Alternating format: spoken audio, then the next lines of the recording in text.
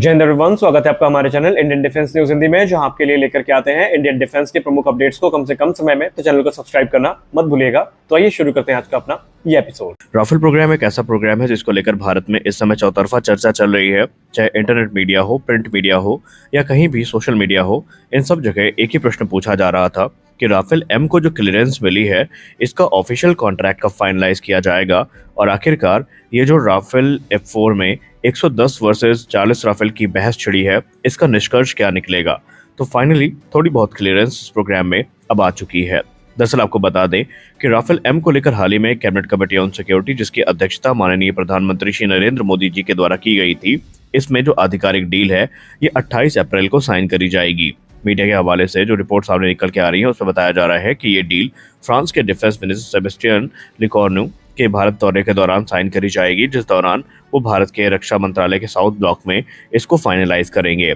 और उसके बाद ऑफिशियल हो जाएगा कि भारतीय नौसेना के लिए 22 सिंगल सीटर और 4 ट्विन सीटर जो राफेल एम फाइटर जेट्स हैं, इनकी खरीद पूरी होगी। आपको याद दिलाते चले कि फ्रांस के इस मिनिस्टर का दौरा या फ्रांस के मिनिस्टर का दौरा काफी महत्वपूर्ण होने वाला है, क्योंकि रिपोर्ट्स में इंगित किया जा रहा है कि यहाँ पर उनका उद्देश्य भारत के साथ सिर्फ राफेल एम डील को फाइनलाइज करना नहीं होगा, बल्कि भारत के साथ जेट इंजन डील पर भी चर्चाएं होंगी। इसके अलावा भारतीय वायुसेना के MRFA प्रोग्राम पर फ्रांस अपना नया पक्ष रखेगा और अपने जो ऑफर्स उन्होंने फिर से रिकंसिडर किए हैं, ये भारत के सामने उनके तरफ से रखे जाएंगे। आपको यहाँ पर याद दिला दें कि ये 26 राफेल एम फाइटर एयरक्राफ्ट के आने के बाद भारत में राफेल जेट्स की टोटल संख्या 62 पहुंचने वाली है, क्योंकि ऑलरेडी भारतीय वायुसेना के पास 36 राफेल फाइटर एयरक्राफ्ट है और भारतीय नौसेना को जब ये 26 मिलेंगे तो टोटल नंबर्स पहुंच जाएंगे 62 का। अब यहाँ पर ये 4.5 जनरेशन के एयरक्राफ्ट भारतीय नौसेना के लिए महत्वपूर्ण इसलिए भी है क्योंकि ये इंडियन मेड वेपन सिस्टम से इक्विप होकर आएंगे, जिसमें इसमें अस्त्र मार्क 3, अस्त्र मार्क 2 जैसी मिसाइल्स देखने को मिलेंगी।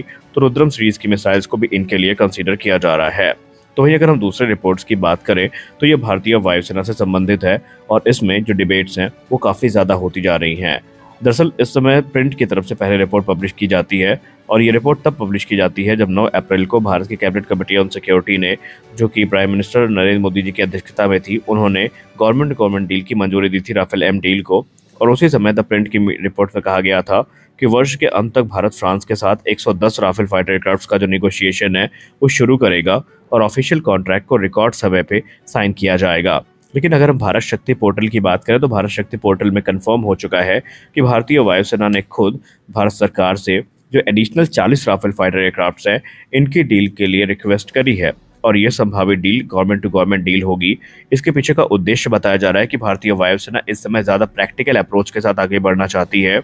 भारतीय वायुसेना को ना तो 110 राफेल से कोई आपत्ति है, ना ही एडिशनल 40 से। भारतीय वायुसेना को फर्क इस चीज़ से पड़ रहा है कि राफेल जल्दी से जल्दी कैसे मिलेंगे, क्योंकि अगर हम टेंडर प्रोसेस की बात करते हैं तो MRFA 2018 से 2025 तक खींचा चला आया है, लेकिन उसमें हमें माइनर डेवलपमेंट ही देखने को मिले हैं। अभी यहाँ पर रिक्वेस्ट फॉर प्रपोजल तक इशू नहीं किया गया है, ना ही इसे एक्सेप्टेंस ऑफ नेसेसिटी मिली है। अगर ये सब हो भी जाता है तो रिक्वेस्ट फॉर प्रपोजल के बाद टेक्निकल इवैल्यूएशन राउंड, उसके बाद प्राइस निगोशिएशन, फिर कॉन्ट्रैक्ट साइन होगा, यानी 2027 तक का समय इसमें लग सकता है। और अगर 27 में डील फाइनलाइज हुई तो आप 5 वर्ष इसमें ऐड कर दीजिए, तब जाकर 2030 के दशक में भारतीय वायुसेना को राफेल फाइटर्स मिलेंगे। लेकिन अगर गवर्नमेंट टू गवर्नमेंट डील की जाती है राफेल F4 स्टैंडर्ड की, तो इसको लेकर क्लेम किया जाता है कि 2028 से 29 तक भारतीय वायुसेना को जो राफेल F4 हैं ये मिलने शुरू हो जाएंगे, जिनसे भारतीय वायुसेना को जो तत्कालीन राहत है वो मिलेगी, क्योंकि भारतीय वायुसेना इस समय इंडिजिनस प्रोग्राम पर ज़्यादा फोकस्ड है और 2028-29 की टाइमलाइन वही टाइमलाइन है जब तेजस मार्क 2 का रोल आउट हमें देखने को मिलेगा,